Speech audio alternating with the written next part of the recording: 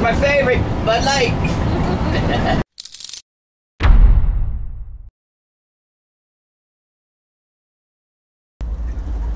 Good morning. We are leaving Ohio, going through a little bit of Pennsylvania to go to New York.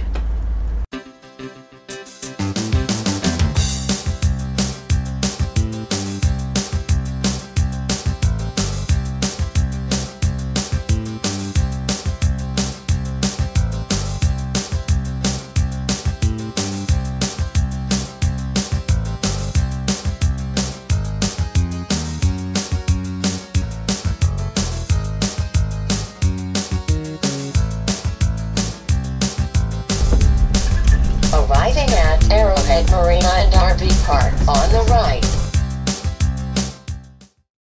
We no sooner got here and set up, and then the skies opened up. It rained for 5 minutes, and now we have a rainbow. Check out the trees on the other side of the bridge. Sun's on them. Hey, good morning, everybody. Good morning.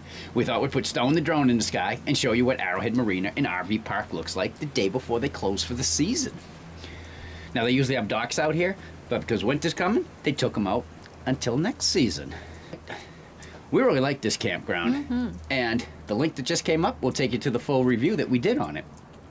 We just got here yesterday. We no sooner got set up, and then that storm came, but it did leave a nice little surprise at the end, huh? Yeah, that was beautiful. Then we spent last night with our friends Rich and Yvette. As a matter of fact, Rich is going to join us today for our little adventure. So what are we doing? We're going to step back in time and visit an abandoned boat lock from the Erie Canal. So let's get going. Let's go. Welcome to 23 Rice Road here in Rotherham, New York, home of the now abandoned Lock 23 on the Enlarged Erie Canal. And we're 7 miles to get here. That doesn't happen often. Let's check it out. Hey everyone, today's mini adventure comes to us courtesy of a man-made waterway known as the Erie Canal. It's a 363-mile marvel. Now, this canal became so popular within the first decade that it ended up being too small for the amount of traffic that was using it. Number one reason, 83 locks they had to go through. They could only take one boat at a time.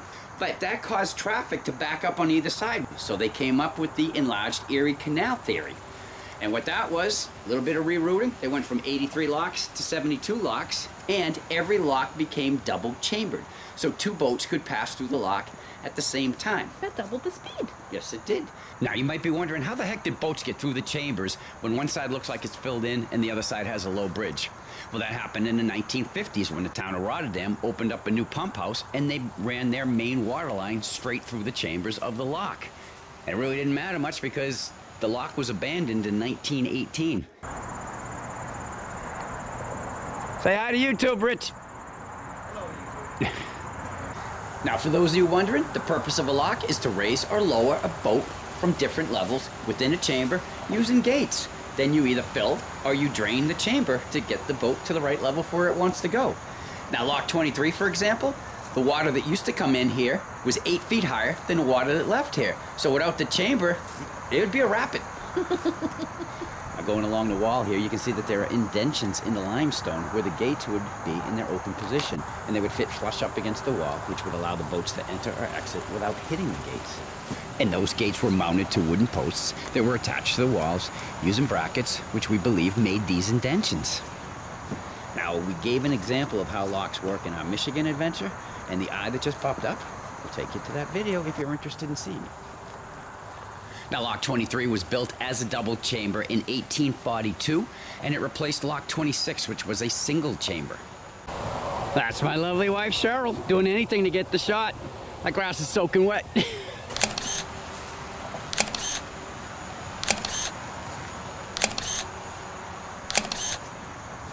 When the Civil War ended, the railroad was expanding throughout the United States, and was becoming more popular than the canal was. So in a last-ditch effort, they decided that they would extend the chamber so they could get 2 boats in the same chamber at the same time, and the 2 boats were known as double-header. In case you're wondering what the wooden structure is in front of the lock, that would be a pier. Now, they were used to guide the canal boats into the chambers and to protect the lock against impact from boats coming in. Now, this picture here shows how the piers were made using compartments filled with crushed stone to absorb the impact. And as we scan along the picture, notice the water level and the height of the pier and the lock. It wouldn't take much of a flood to rise that level up over the lock. And if that happened, could wash out the sides of the canal. But That wouldn't be good. no, but that's why they put a fail-safe in for it. So let's go underneath and go check that out. Huh. No chambers or crushed stone here. I guess this pier is just for show since it's become abandoned. I'm more interested in what's on this side, because if the water rose, it would pour down into here. And it looks like it would drop down about 7 feet and go into here, which are tunnels, which would safely carry it to the low end of the lock, hence no flood. There's my husband. Dave, I had to take one for the team. You weren't here. Yeah, Rich, on the other side of this walkway, it just goes straight down to the dirt over there. Okay. There's all graffiti all over the wall. These boards are all slimy. Somebody started a fire right there. Nice. Now, before we leave Lock 23, there's one more thing we want to show you. Check out this power line. Yeah, it looks like the same power line that's in this picture. And there's water in the canal. We believe these pictures were taken after this lock was bypassed, when GE, yeah, General Electric, owned this property.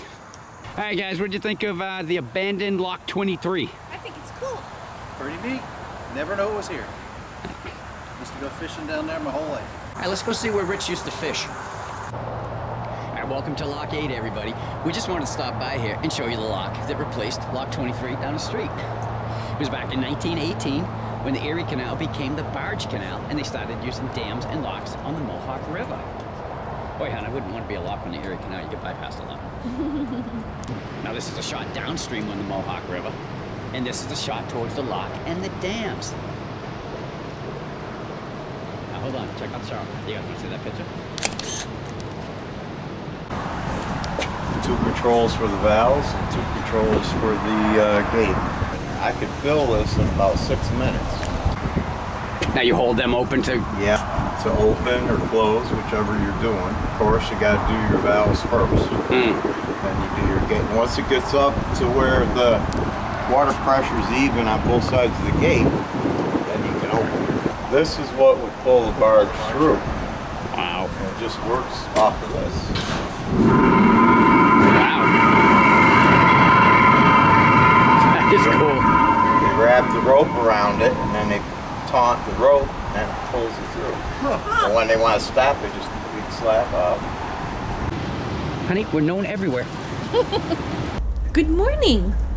We closed down another campground and had to say goodbye to our friends Rich and Yvette. But we're on our way to Rondout Valley Campground in Accord, New York for a special event. Yeah, let's rock and roll.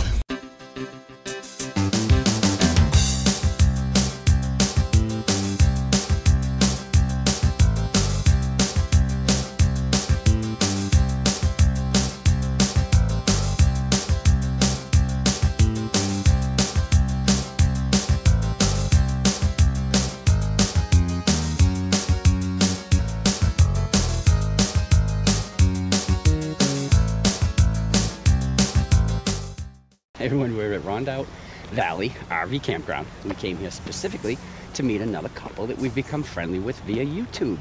Bob and Pearl. Yep.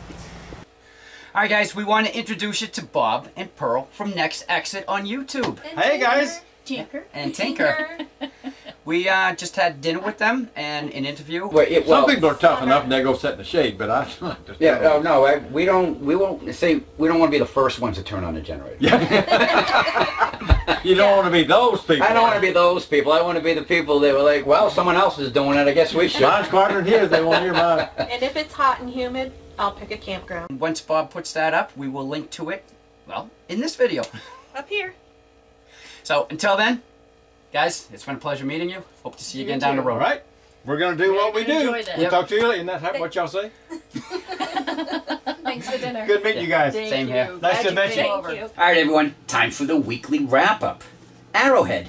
As usual, we had a great time with our friends Rich and Yvette there. And Chloe the dog, too. And, of course, Chloe the dog, too. Lock 23, the abandoned one there. We went there with limited information, and after we left, we found out so much more information that we possibly could have taken more video. But you get the gist of it. There's an awful lot of history on those locks. Yes, there's a ton on the whole canal, and we will venture back into the canal on one of our future ventures. We are at Rondout Valley Campground in Accord, New York. I don't know why I can't say that. I shouldn't have even tried. For some reason, I always call it Roundout. I'm here for you, babe. But we came here specifically to meet our YouTube friends Bob and Pearl from Next Exit, and their dog Tinker too. See, I can do it also. You beat me. I'm going to put a link right up here to their website, Next Exit. They have some great stuff out there, and Bob every month puts out an expense report, which awesome. Hands down is the best expense report I've seen out on the internet. So anyway, yesterday we spent the afternoon getting to know them face to face, and we went up to dinner last night. And then today we went over because they wanted to interview us for their channel. And when the interview was over, Pearl made a delicious dinner. Yes, a chicken enchilada casserole. Yeah. It was awesome. Yep, I had seconds. It was really, really good. Pearl, thank you again. We really enjoyed that meal. And before we forget, speaking of the interview, since it's come out, we want to thank all of the new subscribers. And welcome you to our channel. Yep, who saw the interview and came on over. And like Cheryl said, you're welcome here. Anytime. No, seriously, thank you. We do appreciate it. Bob and Pearl, we appreciate you putting the interview up on your page. So, again, thank you guys, too. Yep. Other than that, we're heading to Brook and Woods. Yep, we are leaving here tomorrow. Elizaville. Elizaville. I was going to say Elizabeth. Elizaville, New York. Yeah. You know we're normally better at this, right?